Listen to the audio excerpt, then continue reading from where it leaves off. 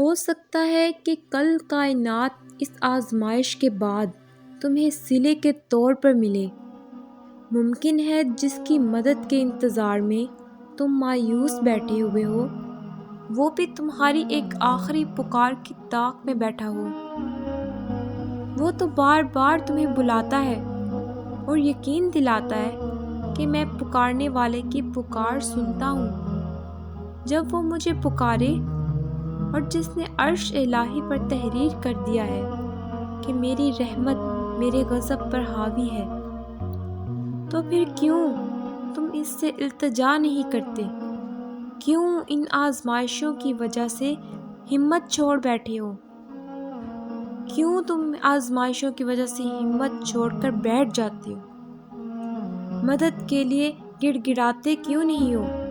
اس رب رحیم کے سامنے کیوں تم سجدہ ریز نہیں ہوتے؟ اپنے جیسے فانی خاک کے پتلوں کے فانی وعدوں اور وعدوں پر بھروسہ کر لیتے ہو، تو جس کے وعدے سچے اور دائمی ہیں ان پر یقین کیوں نہیں رکھتے؟ کیوں پھر توڑ بیٹھے ہو سبھی رابطے؟ کیوں پھر خود سے اتنے خفا ہو؟ ممکن ہے کائنات کی ساری آوازوں میں سے وہ صرف تمہاری آواز سن کر مسکراتا ہو، اسے بس تمہاری باتیں سننا پسند ہو، اسے تمہارا قرب پسند ہو۔ ممکن ہے اس تڑپ کے بعد تمہارا مقدر اللہ ہو۔ بتاؤ پھر ہے کوئی جو اسے پا کر بھی خالی ہاتھ رہا ہو، جو اس کا لاڈلا بن کر بھی بے سکون ہو؟ ہے کوئی ایسا جو اللہ کی رضا میں راضی ہو کر گھاٹی میں رہا ہو؟ دیکھا ہے کوئی ایسا جس نے اللہ کو اپنی طلب بنایا ہو اور پھر بے طلب رہا ہو؟ ہے کوئی ایسا؟ اور پتہ ہے ہم خوش کب ہوتے ہیں؟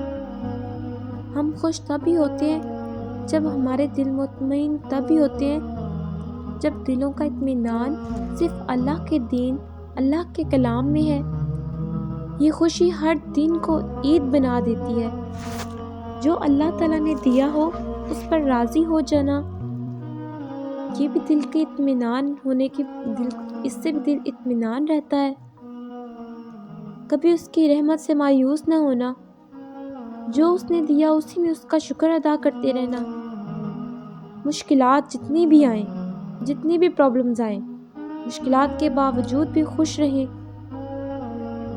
دوسروں سے کبھی حسد نہ کریں، کیونکہ اللہ تعالیٰ نے جس کے لیے جو پسند کیا ہو، جس کے لیے جو رکھا ہو، اس کے لیے وہی بہتر ہوتا ہے، اور اسی میں ہی بہت سی مصلحتیں ہوتی ہیں۔ یہ سب باتیں صرف اللہ تعالیٰ جانتے ہیں۔ ہمارا کام ہے اللہ نے ہمیں جتنا دیا ہے اس میں خوش رہیں، اللہ کا شکر ادا کریں، دوسروں سے حسد بالکل مت کریں۔ رب کی رضا میں راضی رہنا سیکھیں۔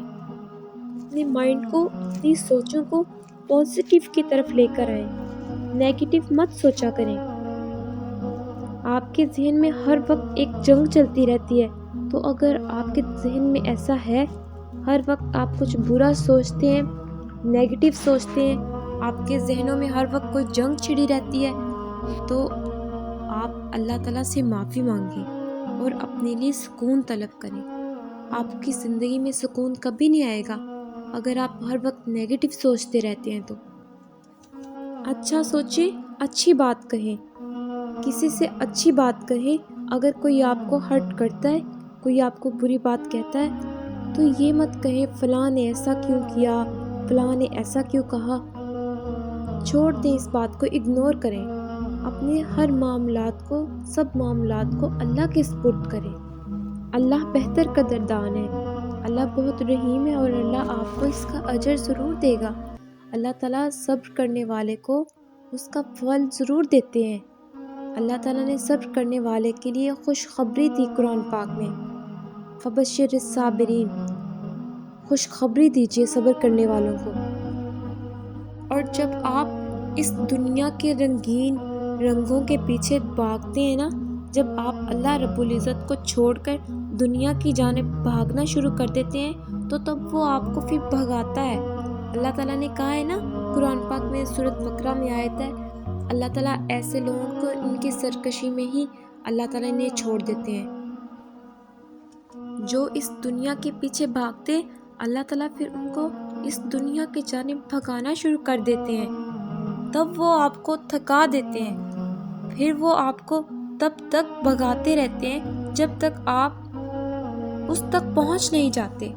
تو پھر آج خود سے وعدہ کریں، اگر آج تک آپ کو یہ بات کسی نے نہیں بتائی تو آج تو اللہ نے آپ کے نصیب میں لکھا نا، آپ کے کانوں تک یہ بات آ رہی ہے نا، تو پھر آپ کا فرض ہے، اگر آپ آج سن رہے ہیں تو آپ عمل بھی کریں۔ تو پھر لوگوں کے پیچھے مت بھاگیں، نصیب سے لگائی ہوئی تمام جنگیں ختم کر دیں، حالات کو کوسنا بند کر دیں، آپ سکون میں آ جائیں گے۔ جس کو اس پر اختیار ہے اسے منا لو، اللہ کو منا لو۔ اگر تم چاہتے ہو کہ اللہ رب العزت تمہیں اپنی طاقت سے خوش کرے تو پہلے اپنے صبر سے اسے خوش کرو۔ آپ چاہتے ہو کہ اللہ تعالیٰ ہمیں سب کچھ عطا کریں، دنیا میں بھی آخرت میں بھی خوشیاں عطا کریں، خیر و عافیت عطا کریں، تو پھر آپ کا فرض بنتا ہے آپ بھی پہلے صبر کریں، آپ بھی اس کی آزمائشوں پر پورے اتریں۔